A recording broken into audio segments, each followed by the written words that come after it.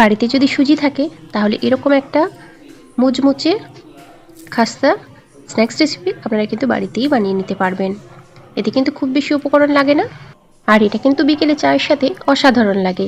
আর যেসব বাচ্চারা সুজি খায় না তাদের জন্য আপনারা এরকম একটা সুন্দর স্ন্যাক্স রেসিপি কিন্তু বানিয়ে দিতে পারেন, তারাও কিন্তু একদম ভালোবেসে খাবে। তো আশা করি আপনাদের ভালো লাগবে।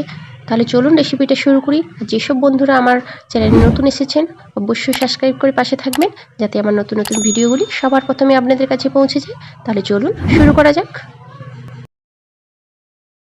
এখানে আমি একটা প্যান বসিয়ে দিয়েছি আর দিয়ে দিচ্ছি সাদা তেল 1 চামচ। তেলটা একটু গরম করে নেব। তেলটা খুব ভালো মতো গরম হয়ে গেছে। এবার এখানে দিয়ে দিচ্ছি 1 চামচ সাদা তিল, দিয়ে দিচ্ছি 1/2 চামচ জোয়ান, আর দিয়ে দিচ্ছি 1/2 চামচ গোটা জিরে। এবারে সমস্ত উপকরণগুলো আমি একটু ভালো করে তেলের মধ্যে ভেজে নেব।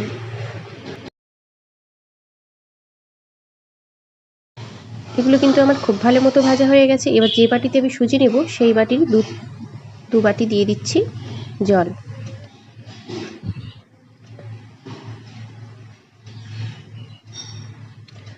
জলটা দিয়ে একটু ভালো করে মিশিয়ে নেব। আমার এখানে মেশানো হয়ে গেছে। এবারে দিয়ে দিচ্ছি কুচানো কাঁচা লঙ্কা, কুচনো ধনেপাতা, আর দিয়ে দিচ্ছি 1 চামচ চিলি ফ্লেক্স।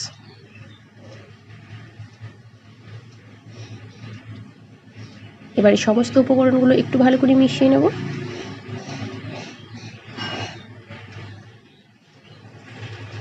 এখানে আমার সমস্ত উপকরণগুলো মেশানো হয়ে গেছে। দিয়ে দিচ্ছি পরিমাণ মতো নুন। নুনটা দিয়ে এবারে যে বাটিতে আমি জল নিয়েছিলাম সেই বাটিরই 1/2 বাটি মতো দিয়ে দিচ্ছি সুজি। সুজিটা দিয়ে এভাবে ভালো করে নাড়াচাড়া করে নিতে হবে, যাতে একসাথে দোলা পেকে না যায়।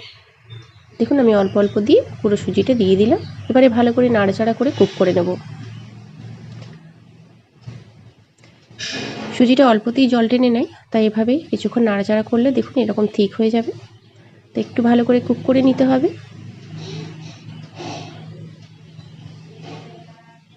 এটা দেখুন কতটা শুকনো হয়ে গেছে।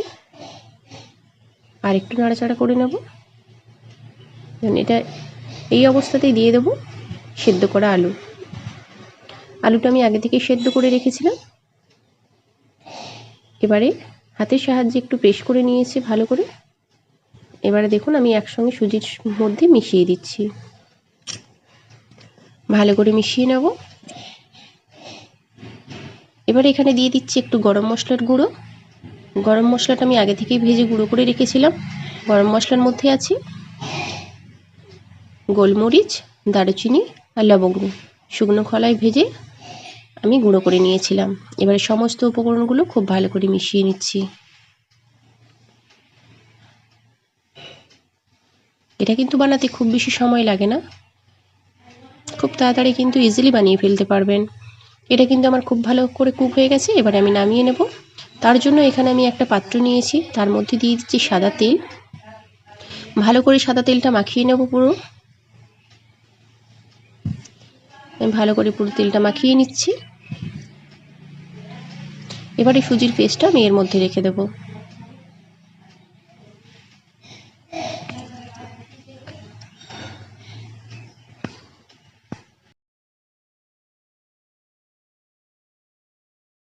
সুজির পেস্টটা অবশ্যই একটু ঠান্ডা করে নেবেন, কারণ গরম গরম হাত দেওয়া যাবে না। আমি একটু ঠান্ডা করে নিয়েছি। এবার এরকম একটু শেপ আকারে করে দিচ্ছি।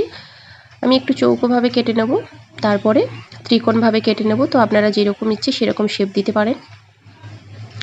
আমি একটা ছুরির সাহায্যে এইভাবে কেটে নিচ্ছি।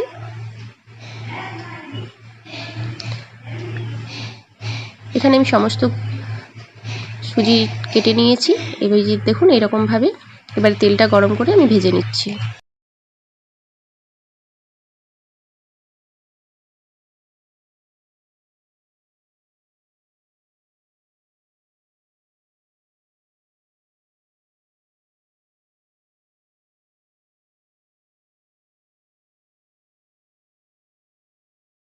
তার জন্য আমার এগুলো দেওয়া হয়ে গেছে।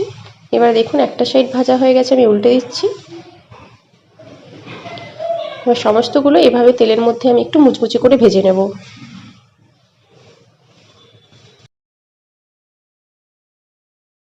সবগুলো স্ন্যাক্স আমি খুব ভালো করে এভাবে লাল লাল করে ভেজে নিয়েছি।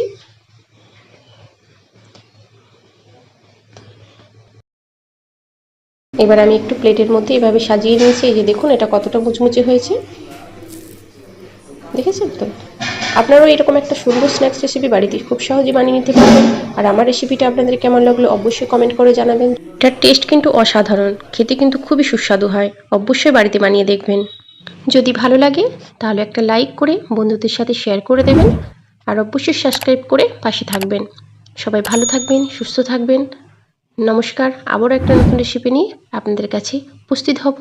নমস্কার।